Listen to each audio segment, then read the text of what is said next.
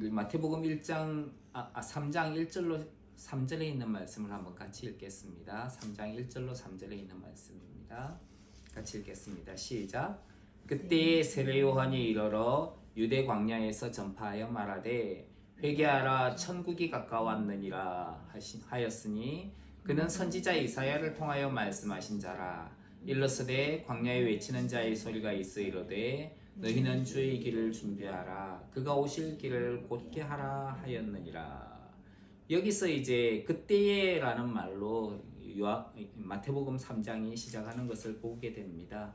이 그때라는 말은 예수님께서 애굽에서 돌아와서 나사렛으로 가서 살게 되었다라고 지난 2장의 마지막 부분에서 이야기를 했는데, 나사렛에서 가서 사실 때에 많은 날들이 지나가게 됩니다. 물론 어렸을 때 예수님이 돌아오셨으니까 많은 날들이 지나갔겠죠.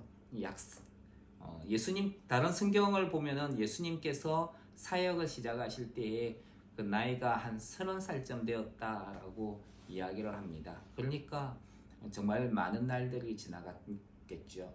예수님께서 애굽에서 돌아와서 이제 나사렛에서 그렇게 살고 있을 때에 그때 세례 요한이라는 사람이 유대 광야에 등장을 하게 됩니다. 성경에는 요한이라는 이름이 참 많이 등장을 해요. 그래서 요한이라는 이름은 세례를 베풀던 요한도 있고 예수님의 제자 요한도 있습니다. 그래서 예수님의 제자 요한하고 세례를 베풀던 요한하고 구분해서 부르기 위해서 세례를 베풀던 요한은 특별히 세례 요한이라고 이야기를 하고 예수님의 제자는 그냥 요한이라고 부릅니다. 세례 요한이 활동했던 유대 광야는 5절 말씀에 보면은 예루살렘과 요단강 근처의 지방을 가리키는 것입니다. 요한복음 3장에서 보면은 그 지역을 에논이라고 불렀습니다. 이 에논이라고 하는 말은 샘의 근원이라는 뜻이에요. 물이 정말 많은 곳을 가리킵니다. 고대 근동 지방에서 물을 구하는 건 쉽지 않은 일이었습니다. 그래서 물을 구하기 위해 가지고 많은 방법을 사용했는데, 특별히 아치미슬 같은 경우에 소주가 아니고 아치미슬이라든지 시냇물과 같은 것은 갈증을 해소하는 데에 아주 귀한 자원이었습니다.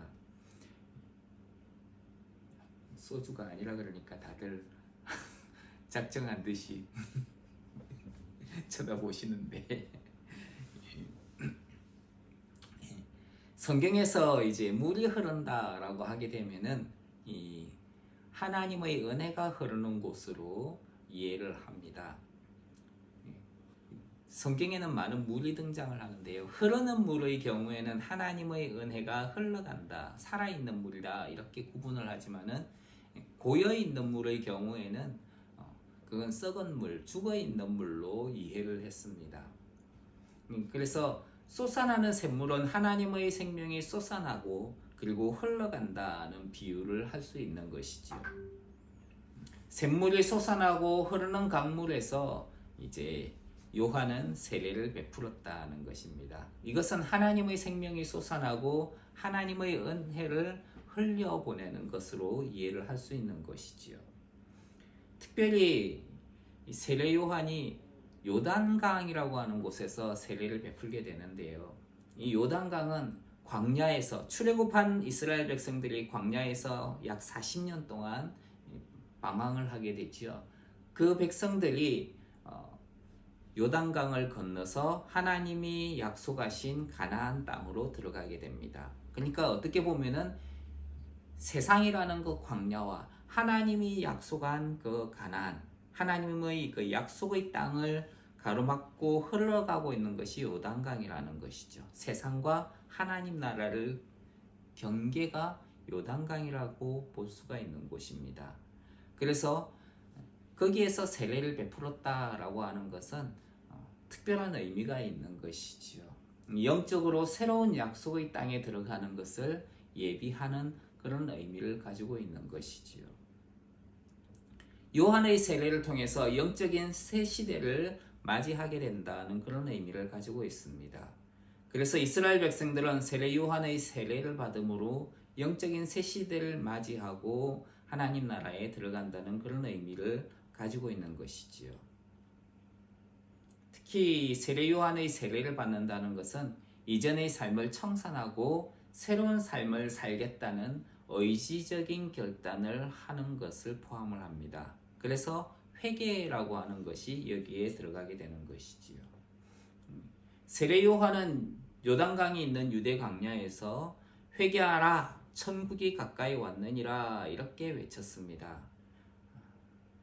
그렇기 때문에 세례 요한을 유대 광야에서 외치게 하신 그 하나님의 의도를 여기에서 볼 수 있는 것이지요. 회개하라 천국이 가까웠느니라. 회개하는 것과 천국이 가까이 왔다는 것이 무슨 상관이 있을까? 우리는 생각해 볼 수 있습니다. 만약에 이것이 상관이 있다면 회개하는 것과 천국에 들어가는 것은, 천국에 가까이 왔다는 것은 어떤 연관성이 있다는 것이지요. 회개라고 하는 말은 우리 그리스도인들이라면 많이 들어봤을 거예요.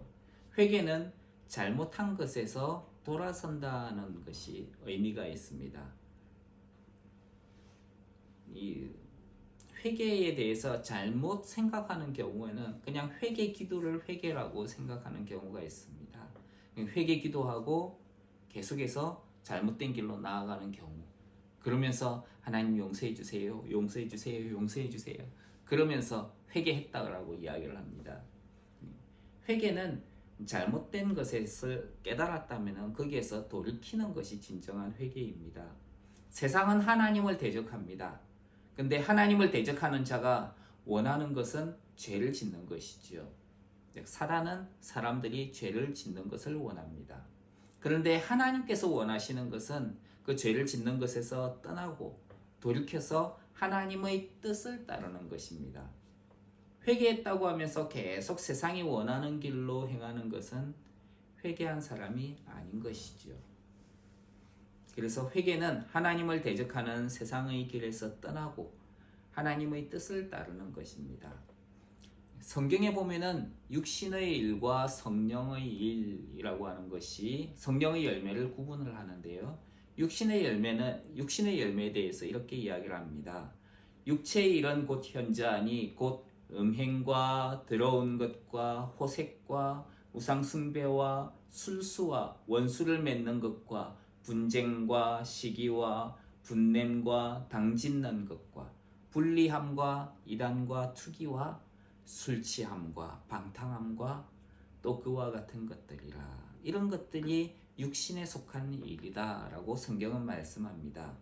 그런데 이런 일을 하는 자들은 하나님의 나라를 유업으로 받지 못한다 라고 말씀하고 있습니다. 회개하지 않은 자들은 하나님 나라를 유업으로 받지 못한다는 것이지요. 여기에서 이런 일을 하는 자들은 이라고 이야기를 하는데, 이거는 계속적이고 습관적으로 계속 육신에 속한 일을 하는 것을 말합니다. 한 번 했다고 하나님 나라를 유업으로 받지 못한다, 이것이 아니고 습관적으로 계속 하는 것을 의미를 하는 것이지요. 이들은 회개한 사람이 아닌 것입니다. 하지만 하나님의 뜻을 따르는 이들에게서는 성령의 열매가 드러나게 됩니다. 성령의 열매는 사랑과 희락과 화평과 오래 참음과 자비와 양선과 충성과 온유와 절제니 이 같은 것을 금지할 법이 없느니라, 이렇게 말씀하고 있죠. 육신의 일을 하는 자들은 하나님 나라를 유업으로 받지 못한다, 이렇게 말씀을 드렸는데요. 회개하지 않는 자들은 하나님 나라에 속할 수가 없다는 것입니다. 그러니까 회개해야 하는 이유는 하나님 나라가 가까이 왔고, 그래서 육신에 속한 것들을 버려야 하기 때문입니다. 하나님 나라를 다른 말로는 천국이라고 부르죠. 마태는 유대인이기 때문에 하나님이라는 말을 사용하는 것을 꺼려했습니다. 왜냐하면 유대인들은 하나님에 대한 경외감을 가지고 있었기 때문에 함부로 하나님, 여호와 이런 말을 하지 않아요. 어떻게 죄인인 인간이 거룩하신 하나님의 이름을 함부로 부를 수 있는가? 그래서 하나님이라는 말을 사용하지 않습니다. 그 대신에 하나님이라는 말 대신에 주님 이런 말을 사용을 했습니다. 그러다 보니까 하나님 나라라는 말 대신에 마태는 천국이라는 말을 사용했던 것을 보게 됩니다. 근데 마가복음이라든지 누가복음에서는 하나님 나라 이렇게 등장하는 것을 보게 됩니다. 그래서 성경에 등장하는 하나님 나라하고 천국은 사실 같은 의미다는 것을 우리가 이해를 해야 됩니다. 그럼 이 하나님 나라는 도대체 무슨 나라인가? 하나님 나라는 하나님께서 다스리시는 하나님의 성품을 그대로 반영하는 나라예요. 이스라엘 백성들은 오랫동안 하나님 나라를 기다려왔습니다. 그런데 이스라엘 백성들이 기다렸던 하나님의 나라는 하나님께서 계획하시던 그 나라가 아니에요. 이스라엘 백성들은 다윗과 같은 강한 왕이 나와서 주변의 강대국들을 물리치고 자기들이 주인이 되어서 세상의 중심이 되어서 세상을 다스리는 나라가 하나님 나라다. 그렇게 생각을 했습니다. 이것은 지극히 세상적이고 정치적인 나라지요. 사실 이스라엘 백성들이 기다렸던 나라는 하나님께서 계획한 그 나라라기보다는 정치적인 이스라엘 중심의 나라였습니다. 그런데 이것은 오늘날 이스라엘 백성들이 유대인들이 기다리고 있는 그 나라의 모습이기도 합니다. 그래서 현재 육신의 이스라엘 백성들은 아직도 다윗과 같은 그런 정치적 메시아가 와서 자기들을 강하게 해줄 것이다. 그 정치적인 메시아를 아직도 기다리고 있는 것입니다. 이스라엘 백성들에게 하나님의 나라는 죽어서 가는 나라가 아니라 이 땅에 오게 될 그 나라를 가리키는 것이지요. 정치적인 메시아가 와서 이루어지게 될 그 나라. 그래서 사실 고대로부터 이스라엘 백성들은 죽어서 가는 나라를 하나님 나라라고 여기지 않았고요.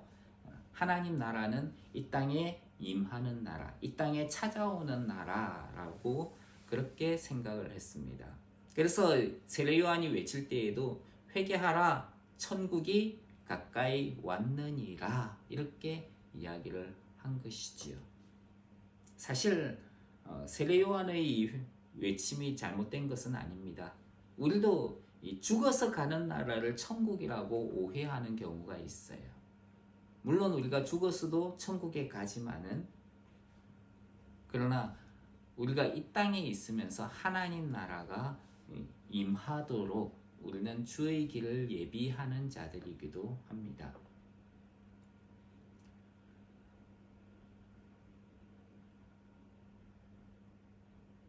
그래서 이스라엘 백성들은 정치적인 메시아를 기다렸기 때문에 십자가와 평화를 말씀하시는 예수 그리스도를 받아들일 수 없었던 것이지요.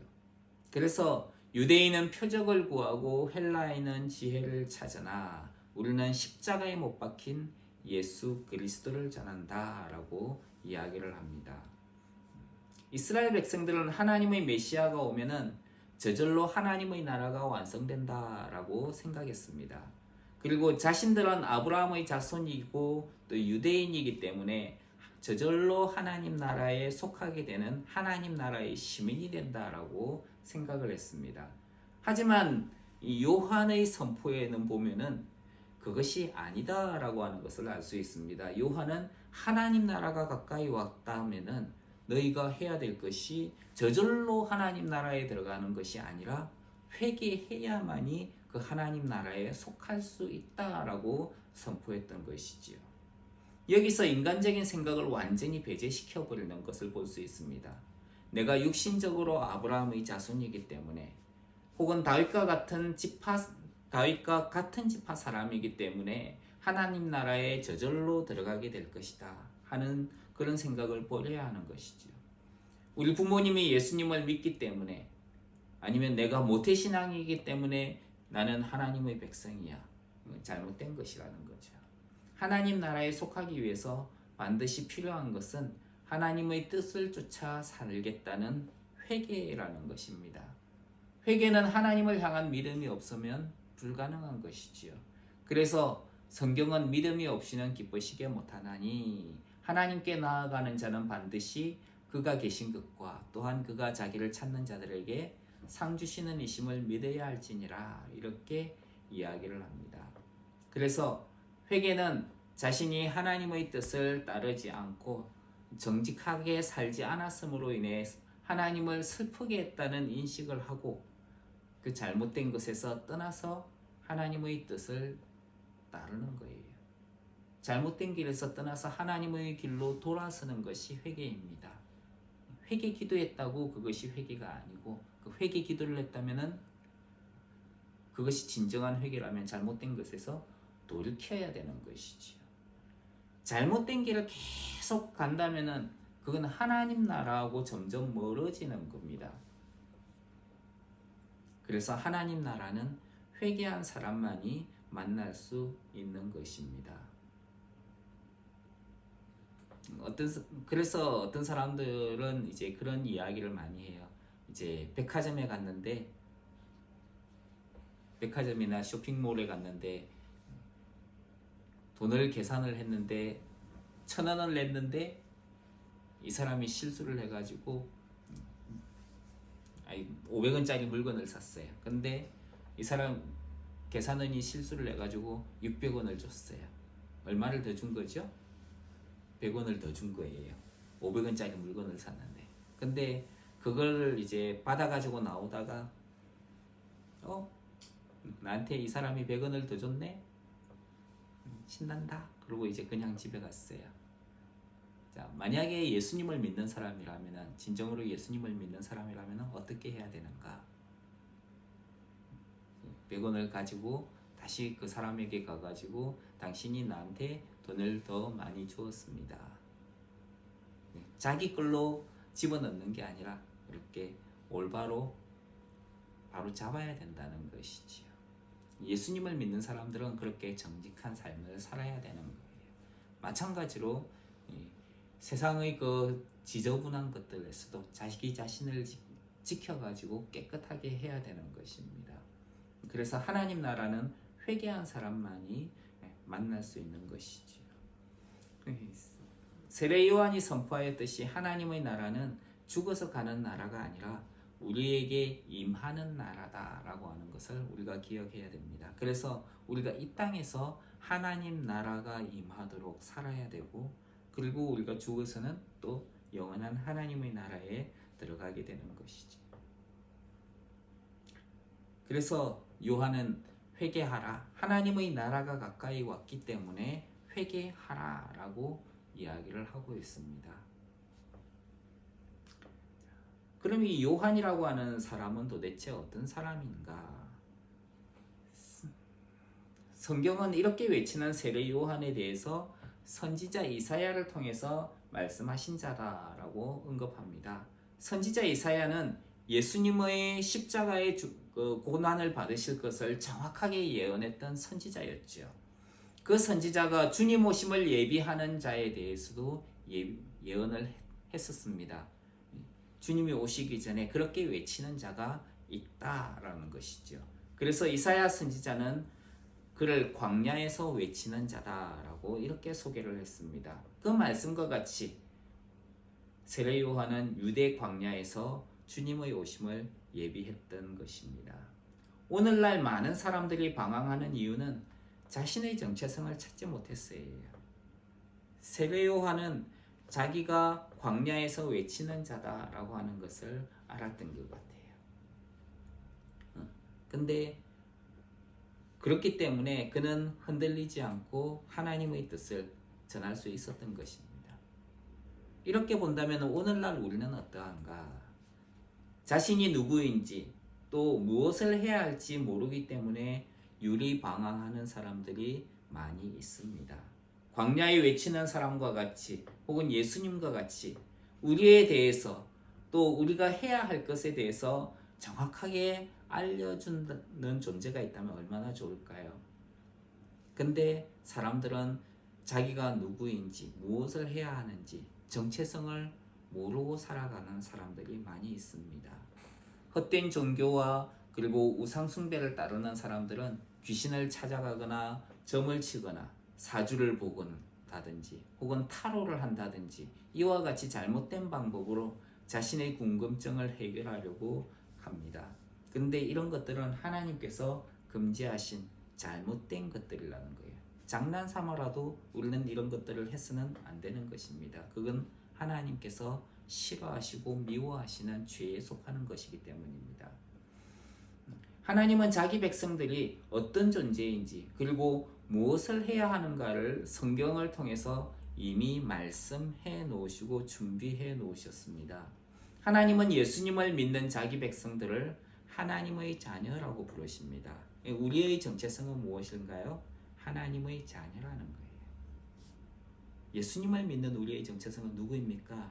나는 하나님의 자녀입니다. 자, 여러분들이 가슴에 손을 얹으시고 이미 선포하십시오. 나는 하나님의 자녀입니다. 말로 하셔도 되는데 자, 옆에 계신 분한테 한번 이야기해 주십시오. 당신은 하나님의 자녀입니다.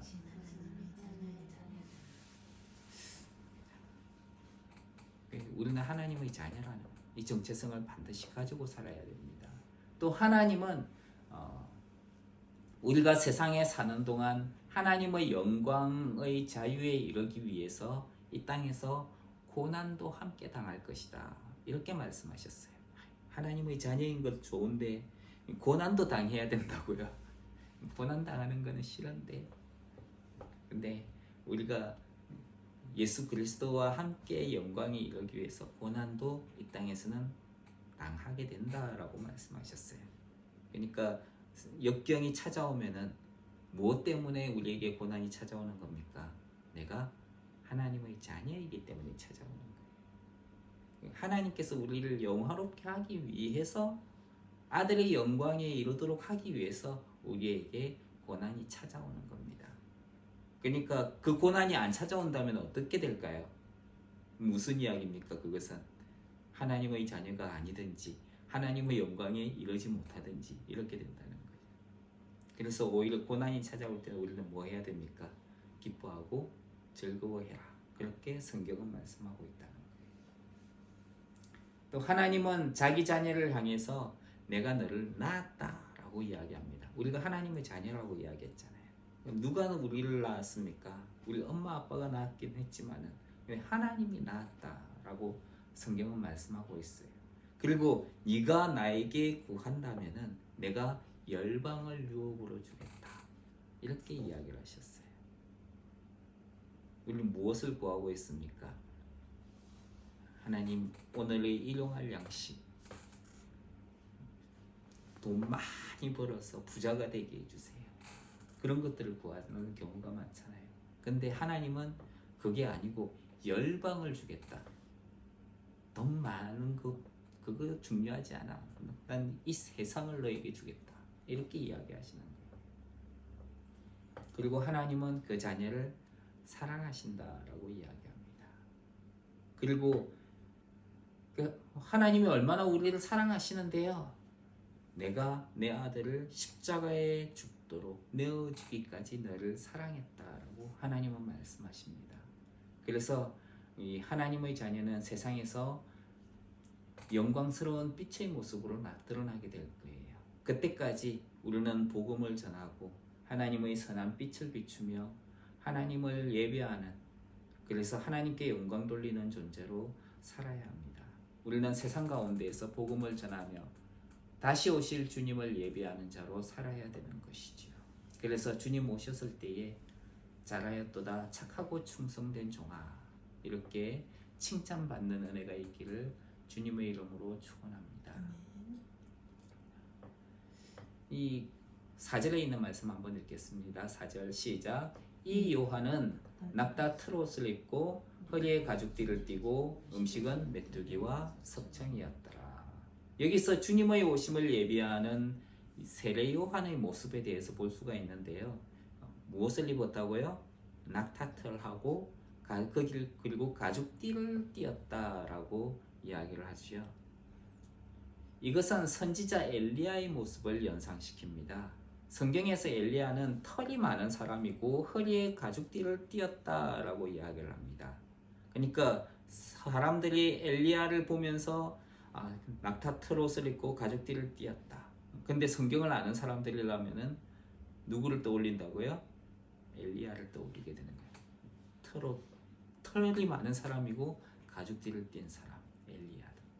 예수님은 이 세례 요한에 대해 가지고 그는 내가 오기 전에 그 길을 예비하는 엘리야를 내가 보낼 것이다 라고 했던 바로 그 엘리야가 세례 요한이다, 이렇게 말씀을 하셨던 것이죠. 또 낙타트롯은 당시에 가난한 자들과 그리고 수행을 하는 자들이 그리고 또 선지자들이 입었던 복장 가운데 하나였습니다.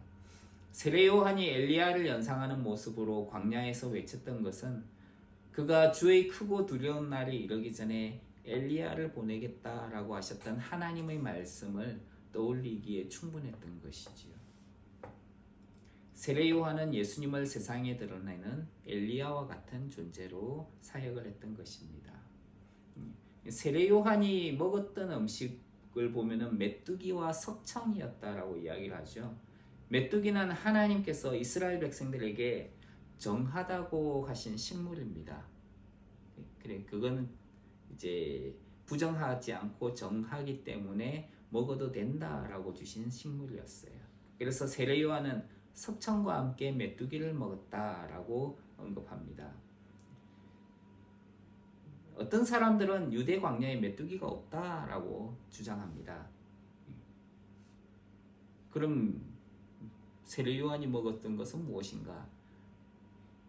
세례 요한이 먹었던 것은 가난한 사람들이 먹는 그 쥐염 열매를 가리킨다라고 이야기를 합니다.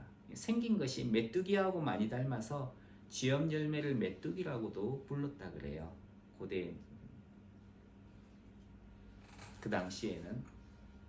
그래서 메뚜기는 쥐염 열매의 다른 별명이라고 불렀다고 합니다. 그래서 아람 왕 벤하닷이 이스라엘을 에워쌌을 때에 이스라엘 백성들은 나귀 머리와 하푼테를 먹었는데 그 하푼테가 쥐염 열매고 그 쥐염 열매가 다른 별명이 메뚜기라는 별명을 가지고 있었다는 거예요. 그래서 먹을 것이 없는 이들이 먹었던 식량 가운데 하나로 쳤었다고 합니다. 근데 이것이 성경에 쥐염 열매라는 말이 있는데 메뚜기라는 말을 따로 사용한 것을 보면은 실제로 요한이 메뚜기를 먹었다는 것을 가리킬 수도 있습니다. 가리키는 것이죠. 중요한 것은 요한이 메뚜기를 먹었는가 쥐염 열매를 먹었는가 하는 것이 아니고요. 그가 가난한 사람들이 먹었던 음식을 먹으면서 경건한 삶을 살았다는 거예요. 다른 사람들에게 모범이 되는 삶을 살았다는 것입니다. 세례 요한은요, 아버지가 누구냐 하면은 사가랴라는 사람이에요. 제사장입니다. 아비야 반열의 제사장이에요. 제사장의 아들이었고 주님의 길을 예비하는 사람이었어요. 어떻게 보면은 그 성골에 해당하는 사람이지요. 아주 종교적으로 아주 위엄이 있고 그리고 고귀한 자에 속하는 사람이라고 볼 수 있습니다. 그런데 그런 사람이지만은 그는 경건한 삶을 선택했던 것을 볼 수 있습니다. 타락의 길이 아니라 하나님 앞에 올바로 살려고 했던 그런 모습을 여기에서 볼 수 있는 것이지요. 오늘날 그리스도인들과 사역자들이 취하고 있는, 살아가고 있는 의식주의에 대해서도 우리는 생각해 볼 수 있습니다.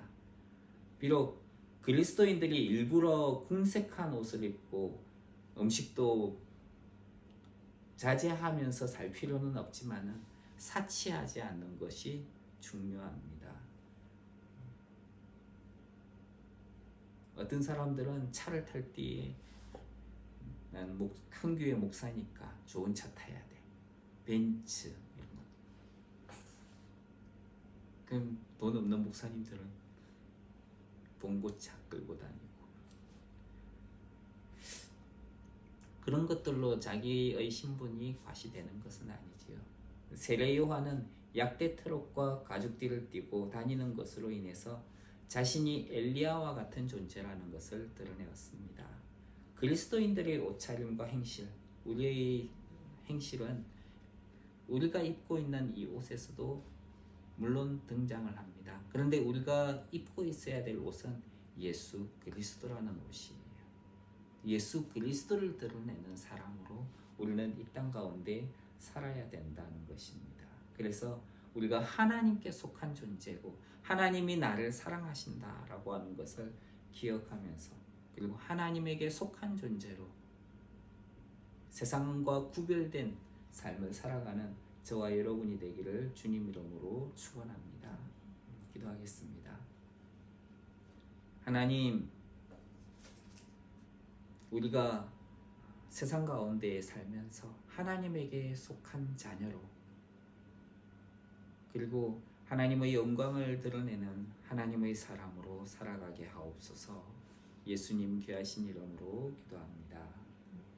아멘. 우리 찬송가